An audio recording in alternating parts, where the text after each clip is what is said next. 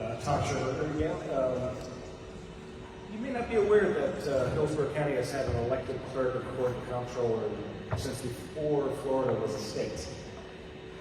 The first elected clerk was James Lynch in 1836. And ever since then, they've all been men until Pat Frank and City Stuart came along. And I had the fortune of working for both of them. And now it's my pleasure to introduce our clerk. Back during James Lynch days, they used pen and quill to record public documents in this ledger, which they still have at the Record Center out near Brandon. But, you know, there's got to be a lot of innovation since then. One of the reasons that we have an elected clerk is because Andrew Jackson, who was the governor of the territory, thought that we needed to have an independent check on the courts and the county government. And that's the role the clerk plays. Independence is very important. What's weird is that they also have to get along with all these people that they keep their eye on. So today we're going to hear about how innovation and partnerships are driving the clerk's office. So please welcome City Stuart.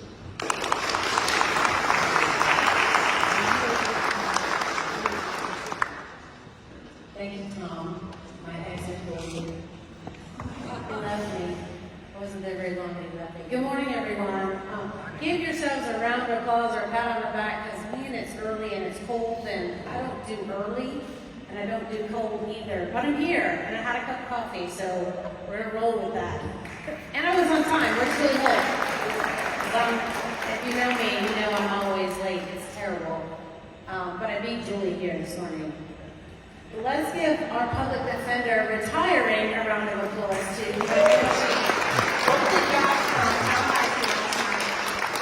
She went to one and I went to three, and it's that kind of a week here in Hillsborough County. If you didn't know this, too, just another announcement. I know my chief of staff announced 2 events in town. We had a great event on Monday.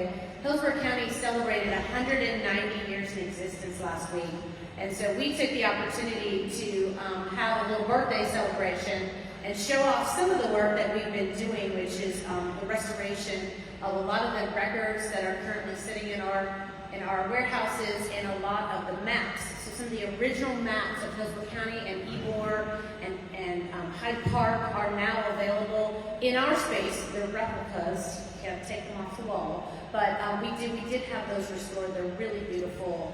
In fact, I think he's not here this morning, but the Ybor Chamber wanted to buy them off the podium that we were standing at. So I'm Cindy Stewart. I am the elected clerk for Hillsborough County Clerk and Comptroller's office, and that's a very long, big title, and it encompasses a lot of things that we do in this office. And I was originally going to come here and talk to you about the thousands of things we do, but we could be up here for days. And I'm still discovering, we are still discovering things that we do. I want to thank, I have some staff members who walked over this morning, and I have some dear friends from some of the other groups that I attend that are here this morning, so thank you all for being here. We wanted to talk a little bit about the partnerships that are so important in this community. And if you haven't heard it before, the partnerships among the elected officials in Hillsborough County are like no other. I challenge you just one time to go to another community and ask any of the elected officials, what is your relationship with the tax collector? What's your relationship with the county commission? What is your relationship with the supervisor of elections, the property appraiser, or your public defender, or your judges? I will tell you, my experience right now, today, and for the last 4 years has been, we have partnerships in Hillsborough County like no other. I think all of us from every office were at a dinner last night, sitting next to each other, taking pictures together, having conversations, genuine conversations about what we do and what we can do better for Hillsborough County. That is unheard of. I travel the state with my organization, and I have clerks who don't have conversations with their property tax, their property appraiser, their tax collector, supervisor of elections. They do not collaborate. They do not work together to make the community better. In fact, they're at odds with each other. There are several constitutionals across the state suing their county commission. That doesn't happen here.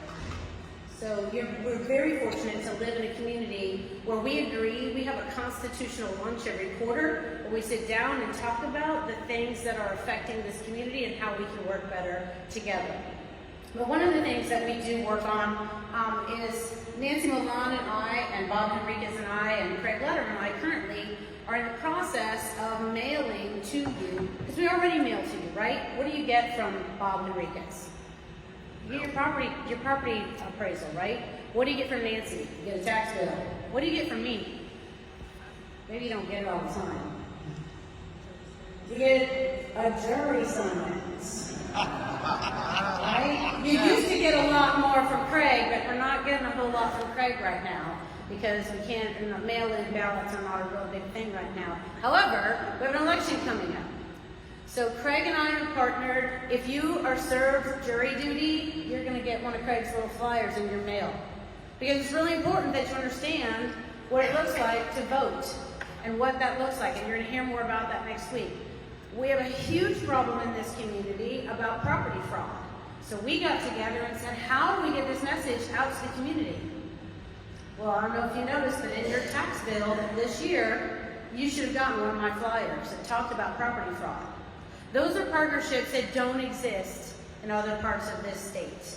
And we're very fortunate that we can have those conversations and partner with each other to leverage the mail that we're already sending out, to leverage our connections, and talk to the community about things that are important and that they need to know about. We work really well with the community stakeholders here. I have some of my community stakeholders here. 2.5 years ago, we realized that we were not utilizing a statutory piece of language that was, I don't know why we weren't using it. The prior clerk decided not to use it. It was too much work for the courts. I don't know what the situation was, but we have the ability to take your jury summons payment for the day, your compensation, and if you would like to, you can donate it back to 2 named nonprofits in this community. And I said, why not? Let's see where it goes. Check a box on your jury summons when you get to my office. You don't know where the money is going, which is a little blind to begin with.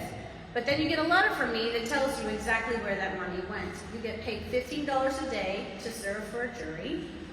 And over the course of the year, we gave back, the community gave back to the Spring of Tampa Bay, who's one of the named nonprofits, almost $50,000 that they didn't expect. So that's not budgeted money that they were expecting. That was just kind of a gift for them to do what they need to, the other things that they may need to do. This year's charity is the Guardian Ad Litem program, Voices for Children. So we challenge our jurors every day when they come in and they're sitting in the jury room to remind them that you can check that box and donate your dollars if you would like to. So great partnership with some nonprofits we didn't even know that we had, that we now are able to add to their budget unexpectedly. We just recently did some expansion with some of our partners that is going to afford additional opportunities for some of our community members that may need services. We're currently working on it's about a $4 million project that I saw the opportunity sitting in a meeting with some of our core partners and said, is there a way for us to make this system better?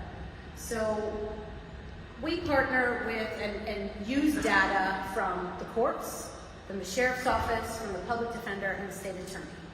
Now, if you can imagine trying to share your information back and forth among those agencies can become very convoluted and very clunky. The sheriff makes an arrest, he puts information into a system, he may not want everyone to see all of that information, the public defender gets some of that information, I get all of the information. But we have to share, right? So the system was very clunky, and I said, what if we looked at hiring a third-party vendor, because I don't have the staff to stop what they're doing and work on that, and none of the other partners do, and we talk about how we can make this system better. Went to the Board of County Commission and said, look, you've got American Rescue Plan dollars, is there a way for us to use those dollars to work on this project? I'm pleased to announce that in October we will launch a brand new data share system with our court partners. We're so excited to see it. Julie and I keep getting on the calls, and it's funny because they're very technical right now. And we're just waiting to see what this is going to look like. And we're not supposed to ask questions, but we happen to ask questions and we shouldn't be. So we patiently and anxiously await the launch of a new data share system. Again, if not for the partnerships that we in this community have developed among the elected and constitutional, I wouldn't have felt comfortable going to the county commission and asking them for $4.5 million for a project like that. But I did, and it's good for the community, and so they bought in. But I had to get all my other partners in this project to go with me. And I said, this will be good for all of us. I'll lead it. You don't even have to do anything. You just have to send your people to the table when it's time for them to help. So we're excited about that. Again, that's a shared data. It'll increase the efficiencies, interagency efficiencies that we currently are struggling with. Again, October 24, I'm going to have a big party. We recently, during the month of October, announced domestic violence services that were going to be expanded throughout the community. Domestic violence is something that's very near and dear to my heart. I've taken kind of that as a lead thing that I want to make sure that the community has access to. We realized this past year that some of our law enforcement agencies currently don't have that access within their districts. So right now you can file domestic violence at the Spring of Tampa Bay, downtown here in our offices. Actually 7 days a week you can file at my office. You can file at the Crisis Center now, came on as a partner, so their victims that come in can now file injunctions for domestic violence and abuse at their location. And then we've expanded to every single law enforcement agency, including Plant City, Temple Terrace. You can file at my Brandon office, and the Sheriff's Office expanded by 5 additional locations. So the idea is that these services are in the community. You don't have to drive all the way downtown to file a domestic violence injunction, which is unique. It doesn't, again, that doesn't happen in other communities. In other communities, they stop taking injunctions at 2 o'clock. It's very unique that we do what we do and that we offer this service 7 days a week. We're really excited about that. Again, great partnerships. We've offered them, all it is a computer. They have to have an internet connection and a computer and a safe space for a victim to come and fill out an injunction. And our last thing that I want to talk about is, again, property fraud. Property fraud is a huge issue here in Hillsborough County.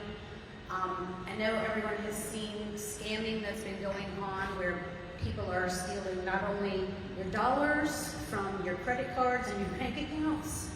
If you haven't gone to see Beekeepers, I encourage you to go see it. It's a fantastic movie. But that's all it's about is scamming and the scamming rings that are out there. But property fraud is a little bit different, and it does not take much for someone to sign a couple of documents and all of a sudden your property is in someone else's name. We are unfortunate in Hillsborough County in that it is a very transient community. We have a lot of people coming in and out. In fact, I was telling my staff yesterday, I was talking to somebody on the phone, I was driving back from Lake City, and I said, I think that I am have FOMO because everyone has a camper. There's campers and campers, and I couldn't keep up. It was crazy. But there is a lot of traffic in Hillsborough County. People moving in, people moving out, people who are here only short periods of time. Properties look vacant or empty, and people prey upon that. So there are several ongoing cases right now in Hillsborough County being investigated about property fraud. We are working, my association and others, with the legislature to try and tie up some loopholes around how this happens. The first one that they did is, one, these property fraud alerts. Every clerk's office is required now to have a free property fraud alert system. I encourage you to scan the QR code. All you are asked to do is put your name into that. Anytime any information changes in my office around your property, you'll get a text message or an email, and it's incumbent upon you to check if that is something that you're actually changing or not. So it's kind of just a little red flag alert system that allows you to know and check your documents in my office through Hover. and look and see if anything is really supposed to be changing. Are you really getting the windows redone on your house, or did you really decide to sell? Might be a good time. It's very expensive and very time consuming for people to get their property back. There's a case actually here in Hillsborough County where people lost their property. They hired signature experts to testify in court and still couldn't get their property back. It's terrible. And again, there are very few safeguards that are set up legally for people to protect their property. This is one way you can protect yourself. So with that, I will wrap up. Again, I could talk all day about the things that we do and the partnerships that we have. It's amazing to be in this space and have the opportunity to work with my fellow constitutionals, with my court partners, with the judges. And again, we do great work with them, and we try to make sure we're making everybody happy. It doesn't always happen, but I will take questions from now. Thank you, sir.